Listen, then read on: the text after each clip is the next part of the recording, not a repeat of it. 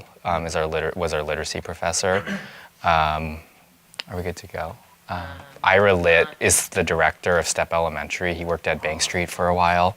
Okay, I don't know. Okay, he's one of these rock star professor type people. He's the director of the program. He has a job that's like Elisa's job for DTE. I mean, undergrad I studied political theory, so I worked with Rob Reich, not your guys' Robert Reich, right? But the philosopher at Stanford. So I did a fair amount of work with him. Yeah. Cool. I also took a fair amount of math, but like most undergraduate math courses, like all the way up through like, partial differential equations, right? The classes were taught by PhD students, right? And some of them were quite excellent teachers, and some of them were okay, right? They had strong content knowledge, but not strong pedagogical content knowledge. It varies substantially. Yeah. When I got to Stanford, they told me 2 weeks before the beginning of the semester what I'd be teaching, handed me a book and said, good luck. And it was interesting at that time. That was just before the beginning of the Vietnam War. There were a lot of student protests, and among the protests was the student claim that the teaching in the math department was the worst in the university. And the department took it seriously, and they actually started TA training programs. I don't know that it was ever possible to reform the faculty. Well, there was the big campaign for undergraduate research and teaching, right? Yeah, and that really changed. pushed out a lot of people who were scholars first and teachers second, right? Yeah, I mean, I get the Stanford Alumni magazine. Sure. It's very clear that Hennessy has really been serious about undergraduate education. It's a good thing. Yeah. Okay, you two are on. So Okay, you're ready? great. Go for it. Let's go ahead and get started. So let me take a swig of water and then we'll get started. Great. So.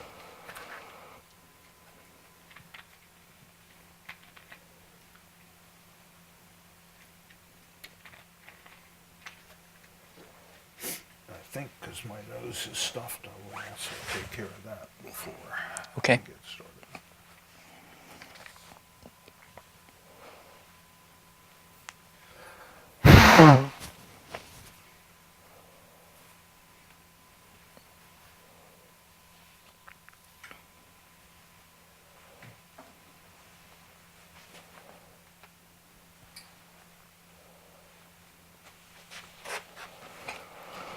Good morning. Good morning.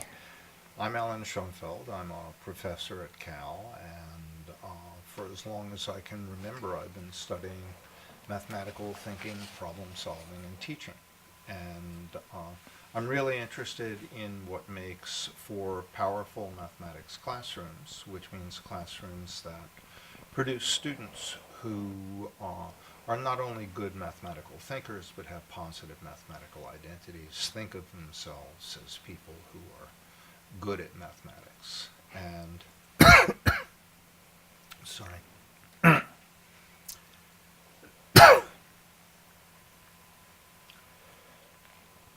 The research that I've been doing for the past half dozen years or so says that powerful mathematics classrooms share certain attributes, and that if these things happen in those classrooms, then the kids will emerge from them powerful thinkers. So I'm going to say a little bit about them, then I'm going to ask you about you and your students, and then we'll turn to your plans for today, and I'll use the framework that I'm about to describe in order to frame our conversation. So if you're going to talk about a math classroom, even a kindergarten classroom, the first thing that you want to talk about is the quality of the mathematics. And the key thing about the Common Core standards, and there are specific standards, there are mathematical practices. If I were to sum it up in a phrase, it's about having kids become mathematical sense makers, having them engage in mathematics in ways that they see how it comes together, so it's not a set of arbitrary rules, but something they can make sense of. And then, if they can make sense of it, they develop a sense of themselves as productive mathematical thinkers. They develop positive mathematical dispositions. They develop the practices, which are, at the beginning, being problem solvers, being able to grapple with and persevere with problems, being thinkers, being able to reason in coherent ways, understand the reasoning of others. So being good thinkers, listeners, reasoners, problem solvers, and sense makers. That's the bottom line. So that's the mathematics. But as I don't have to tell you, as any teacher will tell me, there's the whole kid. There's all sorts of other stuff that's going on, both about learning and about identity. About learning, what we know is that spoon feeding kids little facts, little bits and pieces, isn't productive, both because they're all hard to remember and because they don't fit together. Leaving the kids at sea to do discovery also doesn't work. It's too open. There's a happy middle ground where kids have enough structure and enough support so that they can engage in what we call productive struggle. And one question that I'll be asking you then is, how are you thinking about productive struggle as it plays out in your classroom? Yeah. Okay. The second dimension of the framework, no, it's the third dimension of the framework. The third dimension has to do with equity and access. The question inside the classroom is, does every kid have an opportunity to engage with the mathematics in a way that's reasonable for that kid? Can the kid sink his or her teeth into the mathematics? Are there opportunities so that every single child in the classroom can engage in ways that are meaningful? And for the teacher, the question then is, how are you thinking about providing such opportunities for your class, given that they're obviously diverse? A colleague of mine once said, there is no such thing as a fifth grade classroom or a kindergarten classroom, because you've got kids who are all over the place in terms of what they know, whether they're ELA students or native speakers. So one major question is how you think about making the content accessible to all of those students so they can all get engaged. The next dimension, which I've already mentioned by way of introduction, is technically called agency, authority, and identity. It has to do with how the students see themselves as learners, see themselves as thinkers, see themselves as doers of mathematics. Do they see themselves as people who, when confronted with a mathematics problem, can stand up to it, can engage in problem solving because they have the confidence and the sense of self that enables them to say, I can do this kind of thing. And the last dimension is the uses of assessment, particularly formative assessment. Teaching works really well, learning works really well when the teacher knows what the kids know and arranges instruction so that it meets the kids where they are and helps move them forward. So I'll also be asking you about the ways in which you think about productively assessing your kids so you can help them learn. Well, let's start at the beginning. Great. Why don't you tell me about yourself and what brought you to Lighthouse? Sure. My name is Robbie Torney, and I'm a kindergarten teacher here at Lighthouse Community Charter School in East Oakland, California. I'm tremendously lucky to teach at Lighthouse. Lighthouse is an urban school that serves a predominantly low-income student population. We do it in a really special way. Lighthouse is a school that's set up first and foremost to know children, to know their families, to know them for a long time, to be a presence in the community, and to be a school that's really thinking about people, right? The kids in our classroom and their families as people first, not test scores, right? Not other external measures, right? We're here for our families first, and that's so clear in our school design and in our mission. And high quality, rigorous academics is a key part of that. It's absolutely a non-negotiable for us here at Lighthouse, but it's not the only thing, right? And there are so many schools that treat high quality academics or rigorous instruction as the only thing, to the tremendous detriment of the students that we serve. I think the last thing I'll say about Lighthouse is that there are many urban schools where teachers who teach there wouldn't send their own children. Lighthouse is the kind of school where many of my colleagues do send their own children, and I would send my own children as well. Cool.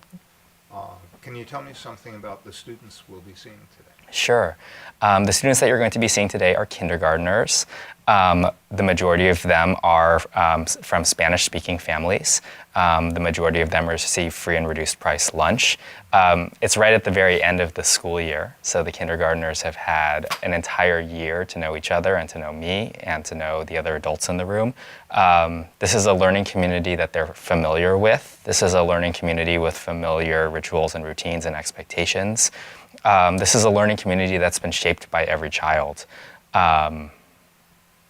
So to that extent, it's going to look different than what you would see if you came in on the second day of school or the third day of school.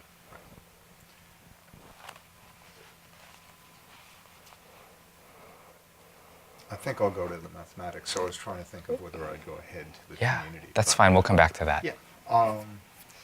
So why don't you tell me about the mathematical activity you have planned for today? Okay. I want to talk about the mathematical activity that we're doing today as part of a sequence, and I want to contextualize what we're doing within the larger progression of learning that students need to do in operations and algebraic thinking, K through 2 or even K through 5. Great. So the students today are going to be working with a task that's asking them to find how many more you're going to need to get to 10, right? So if I say you have 8, how many more do you need to get to 10? You as a fluent mathematician know that you need 2 more to get to 10. This is a kind of tricky understanding for kindergartners, and the way that I've approached this is by I'm getting into it through a decomposition context. In the previous lessons in this sequence, students have been working on decomposing 10 in different ways and talking about, well, if you know that 10 is the same as 2 plus 8, what does the 2 mean? Where is that visually in the tools that we've been using? We've been looking at playing cards, right? If you circle a group of 2, how does that numeral 2 correlate with the quantity on the card? Where does the numeral 8 correlate with the quantity on the card? Is that truly the same if the 2 and the 8 are in visually different positions, right? That's the work that the students have been grappling with in the lesson that's been leading up to this. Today, I'm going to remind the students of the decomposition context that they worked with last time. We're actually going to be looking at some of the work that they generated to activate that knowledge or that experience.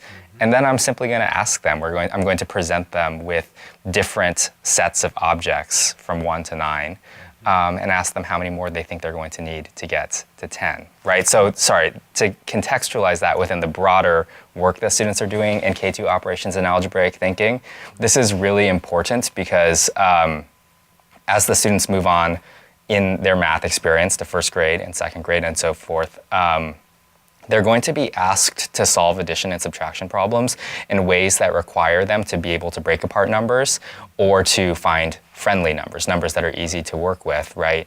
And this kind of experience where students are asked to grapple with that and to really figure out, well, why is it that when I have 9 hearts, I need 1 more to get to 10? Or why is it when I have 8 hearts, I need 2 more to get to 10? And to start to make sense of the pattern and the repeated reasoning there, that's the work that's going to support them in being able to solve addition and subtraction problems in the upper grades. That makes a lot of sense given the goals of the curriculum, which are to have fluency so that, well, I could do it symbolically or numerically. Yeah. If you know that A plus B equals C, then you also know that A equals C minus B and that B equals C minus A. Or with numbers, if you know that 3 plus 7 equals 10, then it's automatic that 3 is 10 minus 7, that 7 is 10 minus 3, and so on. and that you can move back and forth between them. Can I say one thing about that quickly? I think it's really interesting that you identified that as a key fluency, and that is in fact a key fluency for first grade students under the Common Core state standards.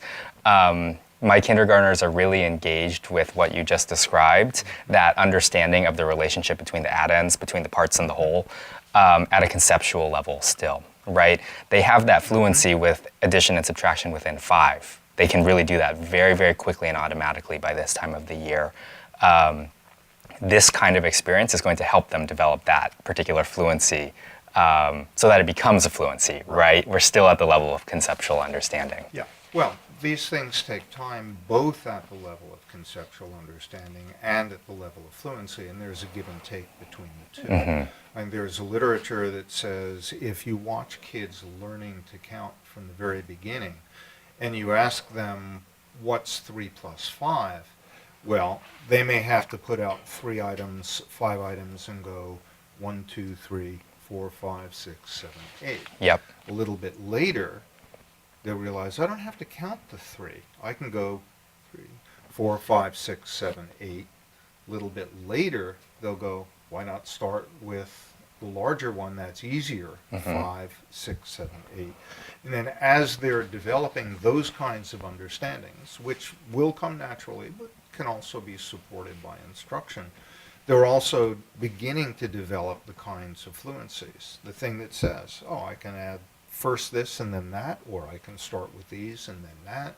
And then when it gets to more complicated things like A plus B equals C, they have the experiential foundation, and then it's a question of giving them enough both contextual surround and practice so that some of it becomes more automatic. Yeah. That's cool. I'm glad you're thinking long term. One of the things the authors of the Common Core standards really tried to work on was the notion of progression, so that as they looked at the entire curriculum, they said, let's focus on the things that move the students forward. First whole number, then rational number, but not just fractions in general. Think about the parts of ratio that lead to linear functions and things like that. So having a sense of the grade span and where your kids are going is really important. Sure, and I think that speaks to what you were saying earlier about making sure that these learning experiences aren't just bits and pieces of information that are being given to students, right? That they fit into a coherent learning progression that's going somewhere. Mm-hmm. Okay, so let's turn to the other dimensions. Sure. Let's think about cognitive demand or productive struggle. I have a feeling we'll see that very clearly, but how are you thinking about that in terms of your own students? Yeah. I think I want to talk about productive struggle. I've heard it referred to as constructive struggle before. I think it may be a similar term. I want to talk about that at 2 levels. The first is related to the culture of mathematics in the classroom and the culture of learning more generally. In order for students to constructively struggle, they have to feel safe. They have to feel known with one another. They have to know the other people in the classroom. There have to be predictable ways that we interact with each other. There also has to be the expectation that when something's hard for us, we keep going, right? And I think that there's been a lot of recent discussion or sort of hype around soft skills in learning, and I think that that just understands what we know to be true, right? And that we need to make it explicit for students that when things are hard for them, like their brains are growing, right? Like they are developing, and that struggle is part of learning. And when we struggle and when we exercise our brain, right, our brains get stronger and we learn things, right? So that expectation that school isn't going to be always easy, it's not always going to be just getting the right answer, that we're not going to just give up when something's hard for us, that has to be foundational in the classroom, and that's something that the teacher and the students and the members of the learning community can put in place. And that piece has to be there. I think the second piece that I think a lot about with constructive struggle is task design. What is a task, a mathematical task that is at the appropriate level of rigor that allows all students to engage in the kind of mathematical thinking that we want them to engage in. Sorry. Good morning, Emily. I'll go ahead and repeat that. So I'm thinking a lot about task design as a way to encourage constructive struggle, that so that every student in the class can engage with the same type of mathematical thinking. And what you're going to see in terms of this task design today is that there are going to be lots of very small problems that students are going to be engaging with. Some students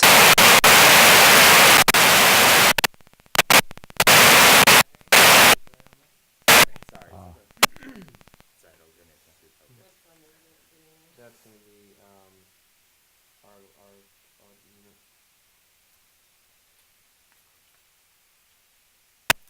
I can tell your Stanford background. Why? Oh, Carol Dweck and growth mindset. Liz Cohn and group-worthy problems. But I'm very glad to have you saying this. It's just.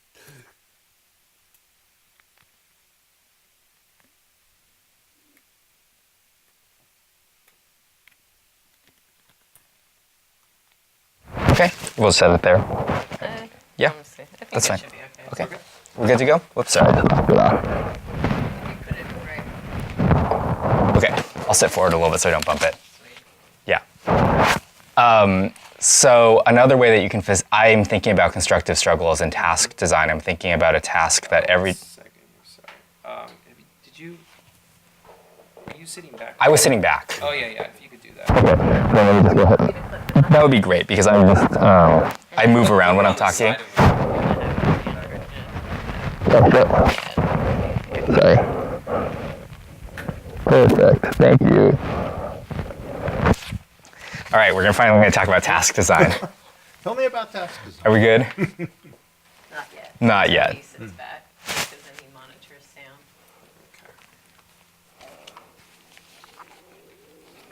Sorry, I'm worried that your mic's going to pick up my stomach growling. I did have breakfast, but No, mine's doing the same thing. yeah. Welcome I'm to like, the I club. am, okay.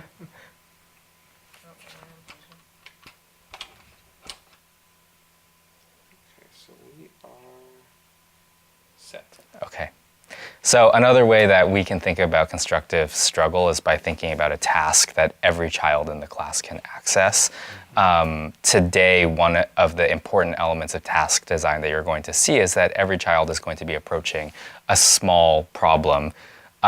Some children may spend the entire time today working with one problem.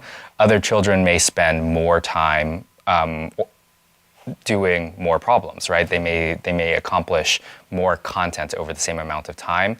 I think the key thing that I'm thinking about is that the thinking is going to be the same for every child. You spoke a little bit earlier about children's counting development and the way that they're starting to think about composing and decomposing numbers. I think that you will absolutely see that today. Some students are going to be using fingers and other representations to help them figure out how many more they need to make 10. And I think that you'll see that the task itself is encouraging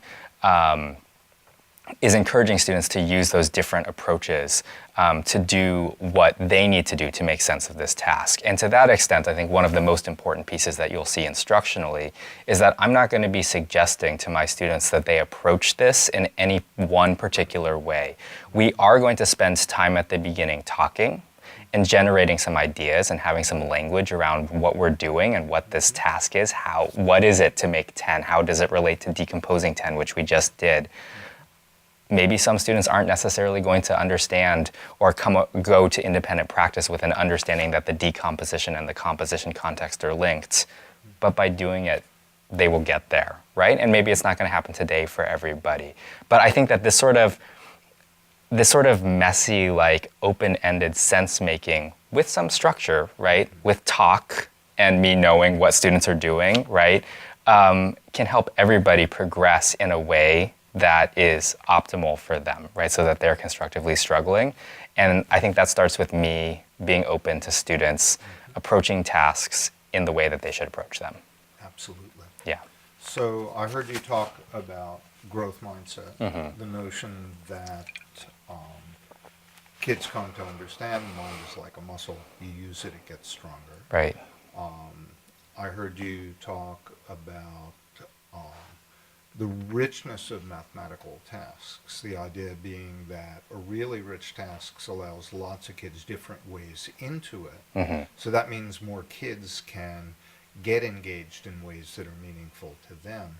And then earlier, I just want to have you say a little bit more. You mentioned the idea of safety for your kids. Yeah.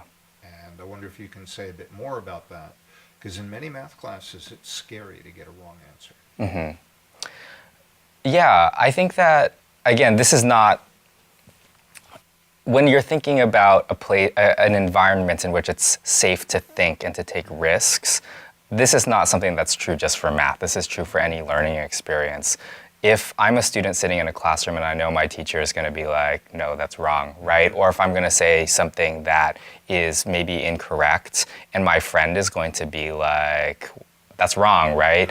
I'm really going to shut down, and I'm maybe not even going to engage in that thinking, right? I think that this idea of safety and this idea of like of students being worried about being incorrect maybe comes out of misplaced priorities for a long time. One of the pieces of the Common Core that I'm really excited about are the mathematical practice standards. And as you spoke about earlier, the opportunity for students to make sense of mathematics. And when you're thinking about making sense of mathematics, the answer that you come to is absolutely vital. You have to have precision there. You have to get the correct answer, right? But there's also this piece about process, right? And as you're engaged in the process of coming to those correct answers, mathematicians fail, right? They make mistakes. They learn from that, right? They revise their thinking. Like, these are things that mathematicians of all ages do. And that has to be built into the way that we do math, right? So that if you fail or if you struggle, right, or if you have a incomplete understanding of something, that you're willing to share that and revise it, right, or defend it if you're in the place to defend it. But there's the space in the community for students to elevate their thinking without being worried about how that thinking is being evaluated by their peers or by their teachers. Let me ask a related question. Sure. Which is about collaboration and building on each other's ideas. How do you think about that? How do you think about group work in the class? Sure. Anything you care to say? Yeah. I think that one of the things that I saw in the lesson that we filmed earlier this week, and one of the things that I'm hoping we'll see again today, is an environment in which students are actually really engaged in talking about their thinking with other people at their tables. In the lesson today, I think that you will see that students are seeing the other mathematicians at their tables as resources, as people to talk to, right? People who are just as valuable to talk to as the teacher, right? People that they can go to if they have questions or if they need help or if they just want to share their thinking, right? You're not necessarily going to see students working on the same task. And I think that is related to this idea of students being able to approach the task at the level that's appropriate for them, or at the access point that's appropriate for them. And I think one of the dangers of group work sometimes, is that students don't necessarily get the opportunity to engage in the thinking themselves, right? And that's not always the case. There are absolutely times where students do need to be collaborating around a particular math task or a particular math project, and there's real value there. Today, you're going to see students working somewhat independently of one another, but talking about the learning that they're doing with the other people at their table. Okay, so you've addressed a number of the questions that I actually have about dimensions 3 and 4, but I just want to make it explicit since that's the language we're using. We okay on time? Yeah, we're okay on time. Okay.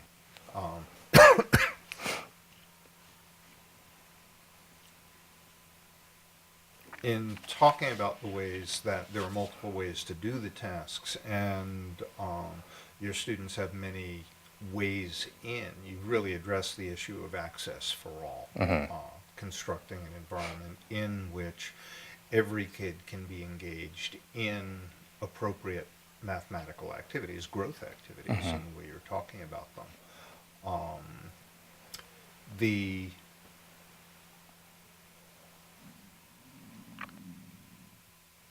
comment you made about the potential for kids to be shut down either by the teacher or by other students are one side of the coin. The flip side of the coin in terms of developing agency, developing a positive mathematical identity, is having the ability to speak mathematics, get recognized as someone who can do mathematics, see yourself as a mathematical sense maker.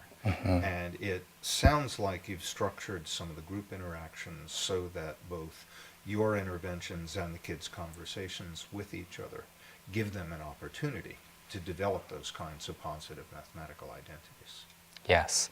I would also highlight, in addition to that, during the way that the lesson is going to be structured today is that there's going to be an introducing or an opening phase where we are talking about a really cool math problem, right? Hey, we decomposed 10 yesterday. We decomposed it into 9 and 1. That's how Maria did it. I have 9 hearts here on this card. How many more would I need to get to 10? Like, how do you think we can solve this problem, right? We're just going to talk about it. And in that, and then the students are going to go off to their tables, and then we're going to come back at the end, and we're going to summarize some of the learning we did, again, through conversation.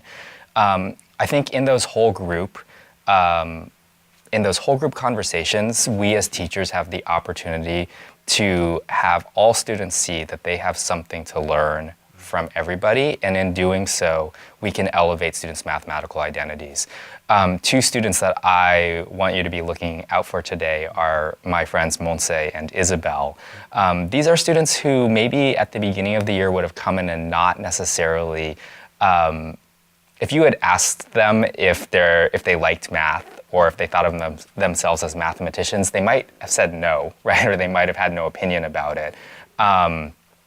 The way that these students have shared their thinking or continue to share their thinking or see themselves as people who are engaged as productive mathematicians who are having productive discourse with other students is incredible. And I don't think that given how these students present themselves and how they talk about their mathematical ideas, that you would identify that these are students who sometimes struggle with certain elements of math, especially as related to number, right?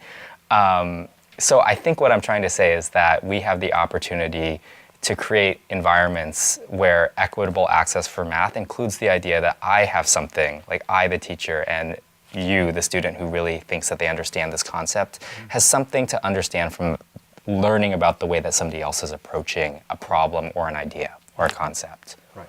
I'll also just note in passing that you've identified a particular student and her idea that's going to be named, and that's saying to the class, this person has something of mathematical value that's worth sharing. Sure. Which is an important part of identity building. Yeah. So let's go to the last dimension, which you've addressed tacitly in a whole bunch of ways, Sure. which is formative assessment. How do you think about knowing what's going on in your kids' heads, meeting where they are, especially given that you've got so many of them? Yeah. I think that the most powerful go-to tool that I have for knowing what my students know is their work. And I say that work doesn't always represent what's going on in students' heads, but if you structure a task in a way that requires students to record their thinking in particular ways, I can get glimpses into what students are understanding about different mathematical ideas. So I'll give you a for instance, and then I'll back up and we can talk about this more broadly so I don't get lost in my thoughts. When you look at the model work that I'm presenting today, a decomposition of 10 as 9 and 1, one of the things you'll notice is that on each of the hearts that Maria has decomposed, in the 10 hearts that Maria has decomposed into 2 groups, a group of 9 and a group of 1, there's a marker dot on each heart. And what that's indicating to me is that Maria, at some level, is still checking to make sure that the total of the hearts is still 10. She knows she has a group of 9. She knows she has a group of 1, right? on every single one of her papers, regardless of the decomposition, whether it's 5 and 5, or whether it's 4 and 6, or whether it's 3 and 7, right? She's still checking to make sure that it's 10 every single time. And that tells me a little bit that tells me about where she is in her understanding of addition in particular, right? And I could tell you things like that about all of the work that my students have produced for this particular lesson and for lessons that I've taught more generally. I think that if we as teachers design tasks and the work that students are going to be doing to reflect actual mathematical thinking and not just sort of like rote like recording for the sake of recording or draw a picture for the sake of drawing a picture, we can glean deep understandings of what our students are thinking about and knowing about mathematical content. So analysis of student work, looking deeply at work and setting aside the time to look at work and to collaborate with colleagues and to take a look at student work, that's like the most powerful tool that I have. A secondary tool, of course, is conversation, right? Individual conversations that I will be having with students at tables today, whole group conversations and ideas that are surfaced in whole group conversations. Those are checks for understanding that will help me think about how students are understanding a concept or approaching a concept, right? For instance, in the opening discussion today, if students are not surfacing the idea in the whole group that there is a relationship between composing 10, finding the missing number to make 10, and decomposing 10 on the previous day, if nobody is surfacing that idea, right, we're still going to go ahead and try composing 10, right? And we're still going to come back and talk in the closing phase of the lesson, in the summarizing phase, about what we learned and to ask that question again. That helps me, though, orient to the way in which I'm going to be supporting students at tables, right? Which is going to be really pushing people to make that connection. If that connection is surfaced, right, and particular students notice that there's a similarity between the way we composed 10 as a class at the beginning of the lesson and the way that somebody decomposed 10 last time, then the way that I am approaching the independent work time, especially with the students who are starting to surface that understanding, looks different. I'm going to be pushing them to apply that understanding and to really take it to a deeper level of meaning and understanding. So student talk is another huge formative assessment piece. Yeah, I'd like to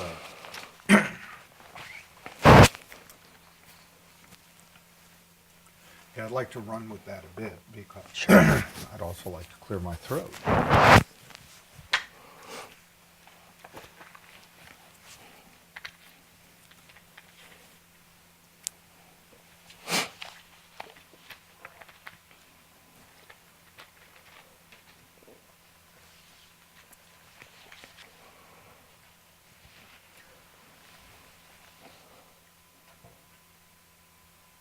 I'd like to run with that a bit because student talk has been a recurrent theme in my conversations with teachers.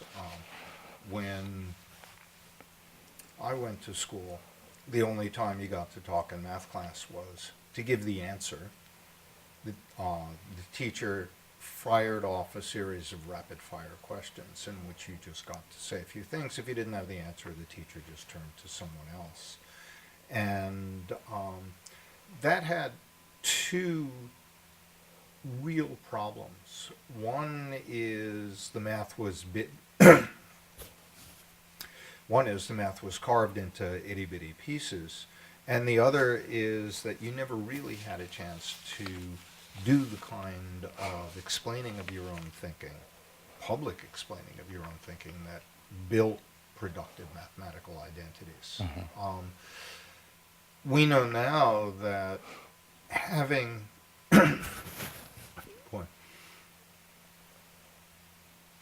that part of learning the math is learning to explain it, and in the process of explaining it, you both make it more robust for yourself and you begin to develop a more productive identity for yourself as someone who can do mathematics. But it's also scary for teachers, in that a classroom in which you maintain control and your kids only say bite-sized pieces that then you can elaborate means that you're in control of the math.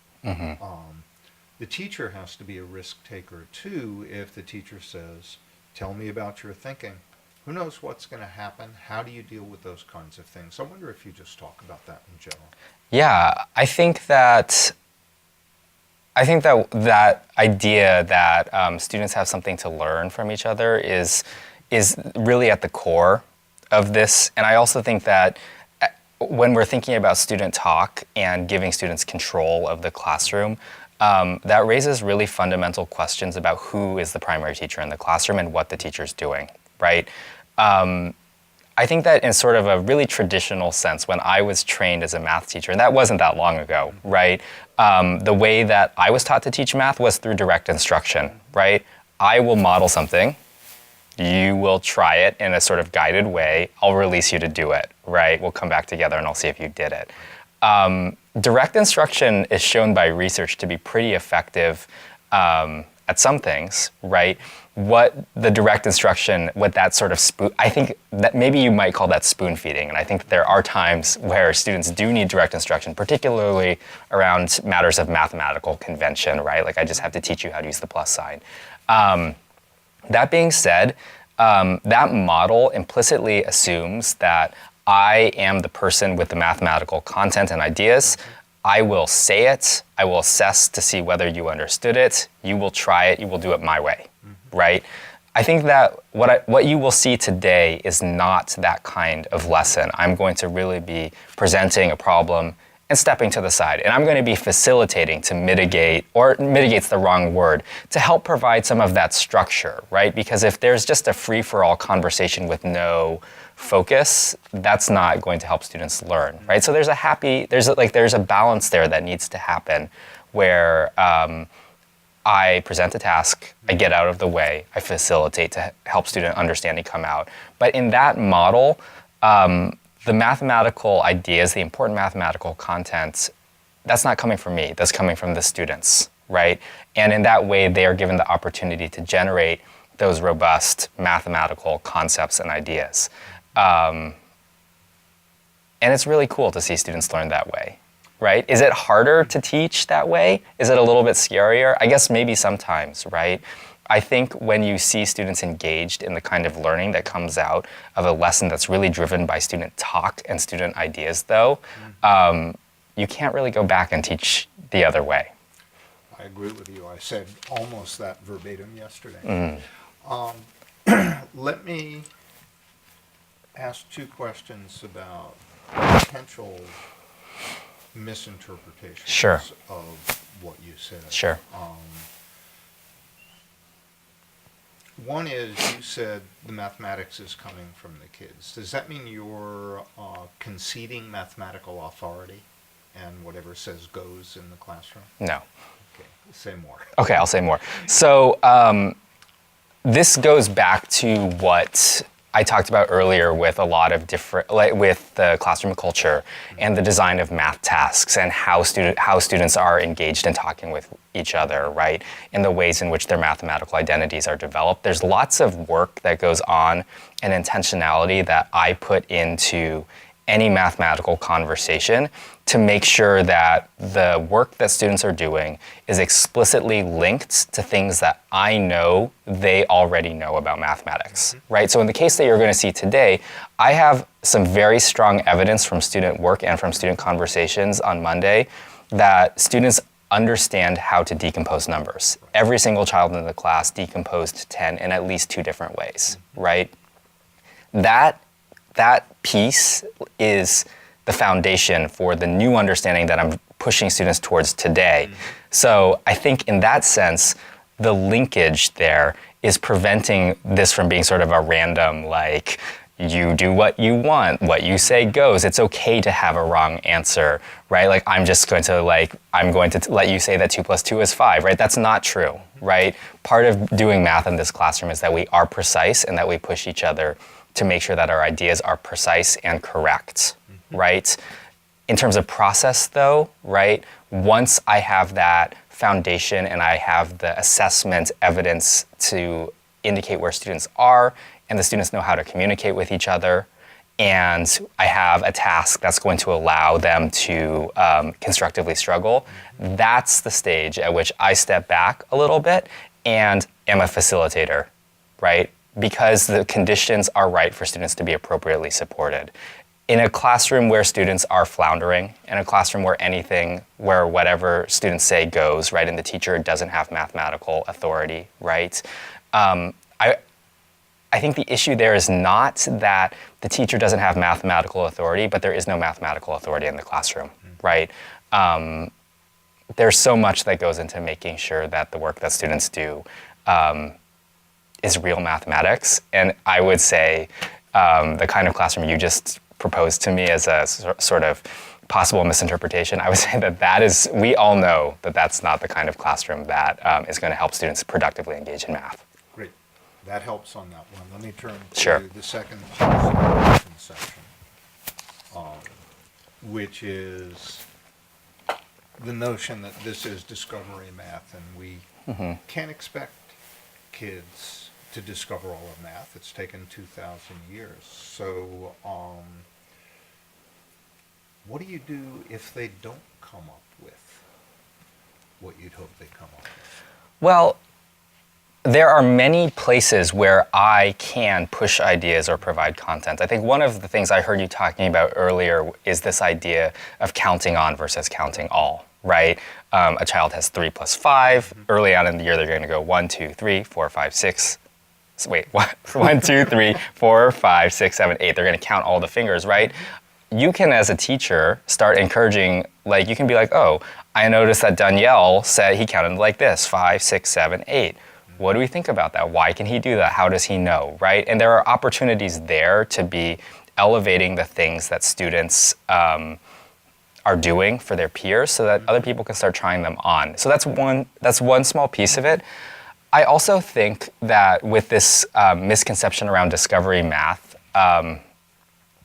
there are many things that we as teachers have to provide for students. There are an equal, and I would actually argue a greater number of things that we have to allow students to have a mathematical experience around so that they can attach that experience to the mathematical concept and then take it down the road, right? And I think that the lesson that you're going to see today is a perfect example of that. We talked a little bit earlier about how down the road this generalizes to A plus B equals C. You also know that C minus B equals A, right? There's a reason why these standards are the operation and algebraic thinking standards. If students do not have the opportunity to discover these fundamental mathematical relationships that exist between addition and subtraction and are implicit in composing and decomposing numbers, and attach those to something special about the number 10 in our base 10 counting system, later on down the road, those holes are going to prevent them from having full mathematical understanding. So I think that this really gets to access, right? Students need the time and the space to explore and grapple and do constructive struggle to understand. As the teacher, my job is to push them, right? Like, I absolutely care about whether or not my students are mathematically proficient by the end of the year, and I have a bar that I'm pushing them towards, right? And I will do everything that I can to make sure that students are developing their mathematical thinking by providing strategies, by providing inputs, right? By talking to them, by doing some modeling, right? By suggesting that they use different math tools, right? I have a lot of things at my disposal. I'm not just going to let my students blindly explore. That's great. Thank you. I went off script in part because you were saying such interesting things. I just wanted to have you say more. That was terrific. Thank you so much. All right.